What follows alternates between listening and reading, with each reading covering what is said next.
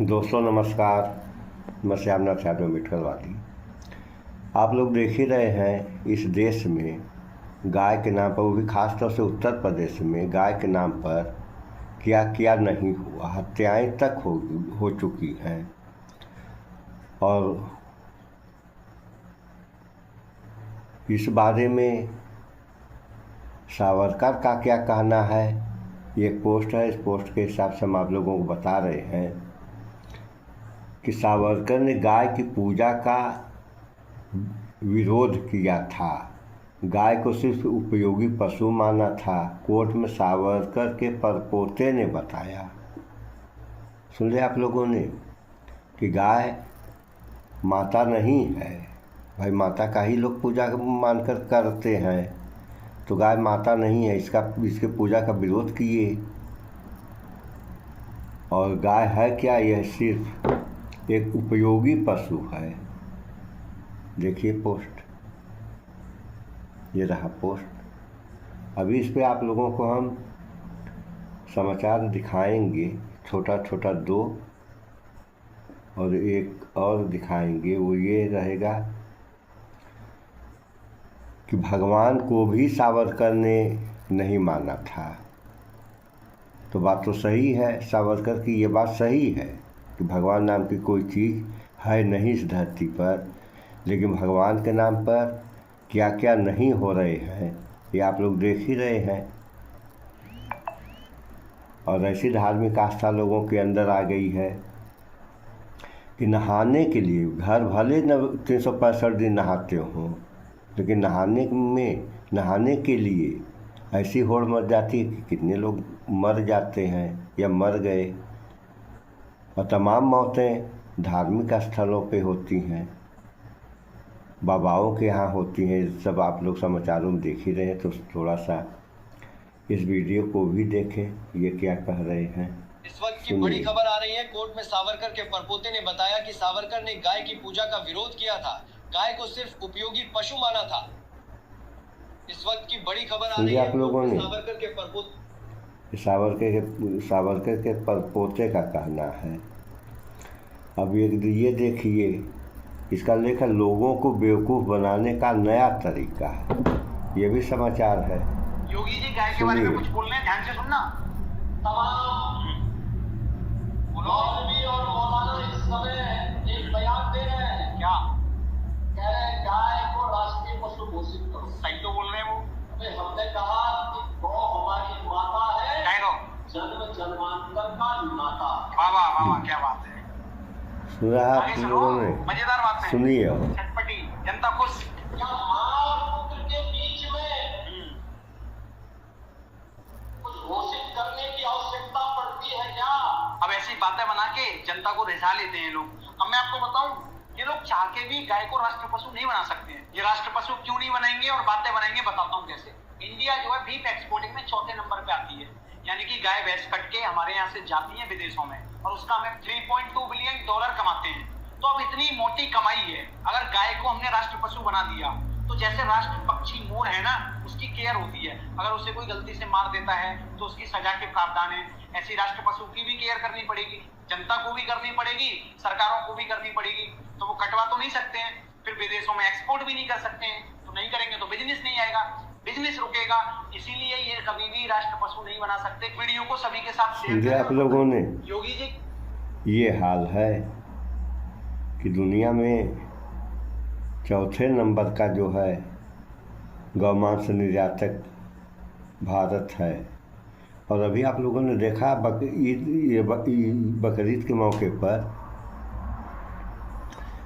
ऐसा हो गया बंगाल में कि जो मुख्यमंत्री हैं नए बने, इन्होंने कहा दिया गाय की कुर्बानी नहीं होगी। तो उस समय मुसलमानों ने कहा भी था को गाय को राष्ट्रमाता घोषित कर दीजिए, सारी समस्याएं खत्म हो जाएगी। तो ये जो न कटने देंगे और ना ही राष्ट्रमाता घोषित करेंगे, जबकि गायें कट ही रही हैं। आप लोगों ने भी समाचारों में सुना। और अब यहाँ देश की कहानी देखिए आप लोग। पूर्वोत्तर के राज्यों में तमाम जो अपने को कहते हैं हम हिंदू हैं, ये गाय का मांस खाते हैं। और यहाँ क्या क्या हो रहा है आप लोग देख ही रहे हैं कि गाय के नाम पर क्या क्या नहीं हो गया। अब देखिए कि ये है पोस्ट, इसका लेख है कि मोदी मुर्दाबाद, अमित शाह मुर्दाबाद, भाजपा मुर्दाबाद, बोलना राष्ट्रद्रोह नहीं है। बॉम्बे हाई कोर्ट से भाजपा को करारा तमाचा। देखिए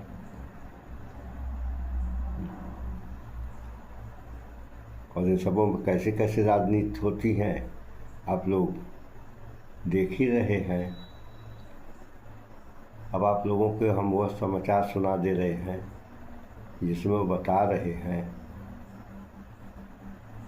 कि सावरकर ने भगवान को भी नहीं स्वीकारा था और इनको वीर सावरकर कहा जाता है, जबकि आज़ादी की लड़ाई में जिन लोगों ने हिस्सा लिया किसी के नाम के आगे वीर नहीं जुड़ा। और ये जो है सावरकर साहब ये अंग्रेज़ों से लिखित माफ़ी मांगे हैं और उसके बाद भी इनके नाम के आगे वीर सावरकर लगा। तो आप लोग इस समाचार में भी थोड़ा सा देख लें कि इन्होंने भगवान को भी नहीं स्वीकार किया है। सुनिए अब आप। नमस्कार, मैं आशीष चित्रांशी और आप देख रहे हैं द न्यूज लॉन्चर। आज एक विशेष कार्यक्रम है और विशेष मेहमान के साथ है, तो मैं कार्यक्रम के इंट्रोडक्शन से पहले आज अपने अतिथियों को जोड़ता हूं साथ में। भाऊ तो है ही हैं, साथ में हमारे निरंजन टिकले साहब हैं। स्वागत है दादा आपका। निरंजन टिकले साहब अद्भुत साहस इनकी पहचान है, जिसे लोग वीर कहते हैं। नाम विनायक दामोदर सावरकर है। हमने तो कभी नहीं कहा ऐसी गलती करके फिर प्रायश्चित कितना दिन करेंगे भाई। उस वीर सावरकर पर सबसे ज्यादा कथित रूप से, मतलब मैं बाकियों के लिए वीर बता रहा हूँ, उस सावरकर पर सबसे ज्यादा शोध का कार्य जो है वो निरंजन टिकले दादा ने किया है। अद्भुत है शोध। सावरकर के चरित्र से लेकर के और सावरकर की वीरता के फर्जीवाड़े तक सब कुछ दस्तावेज के तौर पर संग्रहित है, संकलित है टिकले साहब के पास। आज हम चर्चा क्यों लेके आए? बेवक्त शहनाई हम कहीं बजाते नहीं। शादी मौसम होता है तभी हम लोग अपना निकालते हैं ये सब बजाने वाला। तो मौसम आ गया है।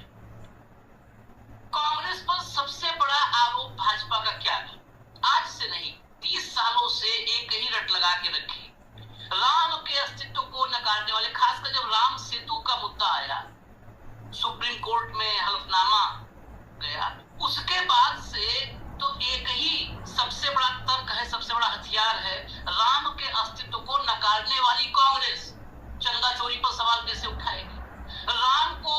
राम के अस्तित्व को नकारने वाली कांग्रेस जमीनों के लूट पर कैसे सवाल उठाएगी? राम के अस्तित्व को नकारने वाली कांग्रेस सनातन पर कैसे सवाल उठाएगी? सनातन से जुड़े भाजपा के कृत्यों पर कैसे सवाल उठाएगी? यही घूम फिर के रहता है। आज सावरकर को लेकर के एक बड़ा सच सामने आया है। सावरकर खुद ही भगवान के अस्तित्व पर सवाल उठाते थे। यानी इनके जो पूर्वज थे, बाबूजी खुद भगवान नहीं मानते थे, लेकिन भर घंटा बजा रहे हैं। भगवान के अस्तित्व पर मुझे लगता है सबसे पहला प्रश्न खड़ा करने वाला व्यक्ति, मैं चारवाक की बात नहीं कर रहा हूं, ये भाजपा और संघियों के खानदान में सावरकर पहला व्यक्ति था। इन्हें तो वैसे ही सनातन से बाहर करो, जो सनातन पर जो है सनातन का झंडा लिए घूम रहे हैं, या तो ये सावरकर को अपने खानदान से बाहर कर दें, डिसोन कर दें। संघ और भाजपा के चरित्र में है डिसोन करना, तत्काल किसी को भी डिसोन कर देते हैं जैसे फंसते हैं। तो या तो आज ही सावरकर को डिसोन करेंगे और नहीं तो पूरे देश के सामने घुटनों पर आकर के नाक जमीन में धरती मां को टच करते हुए और माफी मांगे। यही हमारी एक मांग है। बताओ सनातनी, आज पत्रकार के साथ थोड़ा देर के लिए हम लोग सनातनी भी बन जा रहे हैं, क्योंकि इनको दिखाने के लिए हमें वैसा है सनातनी बनना नहीं, मतलब कट्टर वाले बन जाते हैं माफी मंगवाने के लिए। तो आपको मैं दिखा दूं खबरें, उससे पहले एक क्लिप आपको सुनवाएंगे। एक क्लिप जेपी नड्डा की क्लिप है, जरा दादा सुनिएगा ध्यान से। जेपी नड्डा, चलाओ भैया। मोदी जी और योगी जी की जोड़ी ने उत्तर प्रदेश में धर्म, संस्कृति और विरासत को संरक्षित और संवर्धित करते हुए इसे एक नया आयाम दिया। एक समय था जब उत्तर प्रदेश में भगवान श्री राम का नाम लेना भी दूभर हो गया। भगवान राम के सेवकों पर गोलियां चलाई गई थी। कांग्रेस ने तो भगवान श्री राम का अस्तित्व को ही मानने से इनकार कर दिया था। आज सपा, बसपा और कांग्रेस सुविधा की राजनीति करने लगे। आज 500 वर्षों के बाद अयोध्या में रामलला जन्मभूमि का भव्य निर्माण का काम प्रशस्त हुआ है तो माननीय प्रधानमंत्री श्री नरेंद्र मोदी जी के प्रयासों से। सपा, बसपा, कांग्रेस के बताए उनकी सरकारों में भगवान श्री राम के भव्य मंदिर क्यों नहीं बनाए? क्यों मां विंध्यवासिनी का कॉरिडोर और वन व्रज तीर्थ का चित्रकूट धाम के विकास का बोर्ड नहीं बनाया गया?